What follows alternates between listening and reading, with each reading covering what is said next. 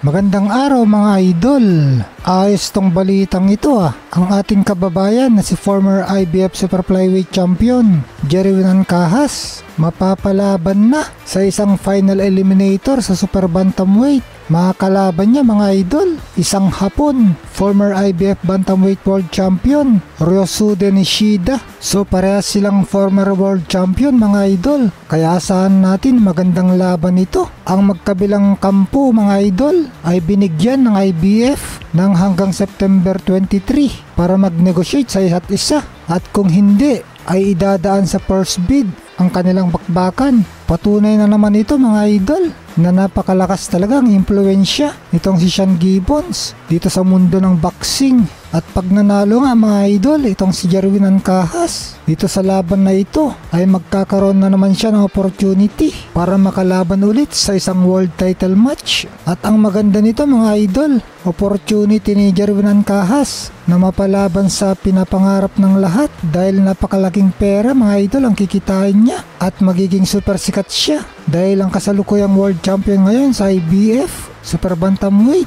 ay walang iba kundi si The Monster Naoya Inoue. Ang tanong mga idol, kayang talunin ni Jerwin Ancajas si Naoya Inoue? Natalo pa nga siya mga idol sa kapatid ni Naoya Inoue na si Takuma Inoue via body shot knockout. Kayo mga idol, ano sa tingin nyo? May pag-asa ba si Jerwin Ancajas na mag-champion ulit kung sakaling mananatili pa rin si Naoya Inoue sa Super Bantamweight Division? Speaking of Naoya Inoue mga idol, aba, sobrang lapit ng kanyang laban. 4 na araw na lang mga idol, itong linggo na.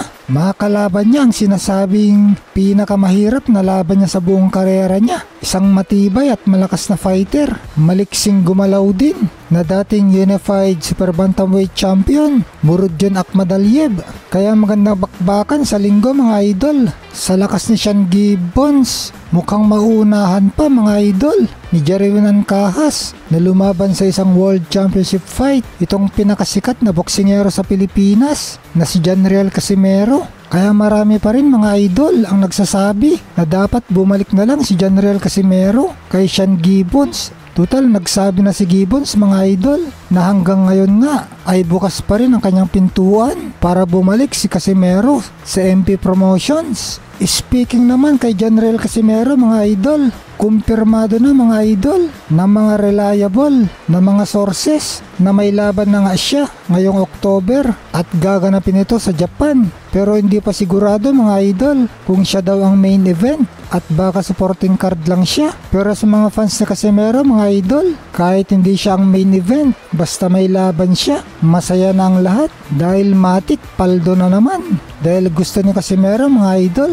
na tapusin agad ang laban via knockout para hindi na madaya sa desisyon. Lalo pat dayo, ito yung kanyang road warrior mentality. Marami na siyang naranasan na pagkadaya, kaya wala na siyang ibang iniisip kundi patulugin ang kanyang kalaban. Kaya enjoy na naman tayo mga idol. At sana isama na rin mga idol sa parehas na event ni Casimero ang isa pa nating angas ng Pinas, paborito natin na si Kenneth Lover, dahil nasabi na dati ng kanilang promoter mga idol na si Koki Kameda na inaayos na nila mga idol ang isang world title eliminator match para kay Kenneth Lover kontra taga South Africa na si Landile ng Seke. Hindi na nga nagsayang ng panahon mga idol itong promoter ni Casimero. Pagkatapos matapos ang suspension ni Casimero sa Japan sa October ay ilalaban agad siya. Dito mo makikita mga idol na talagang pinahahalagaan ng kanyang bagong promoter itong si Janriel Casimero. Kaya mukhang nasa in good hands si Casimero sa Kameda Promotions mga idol.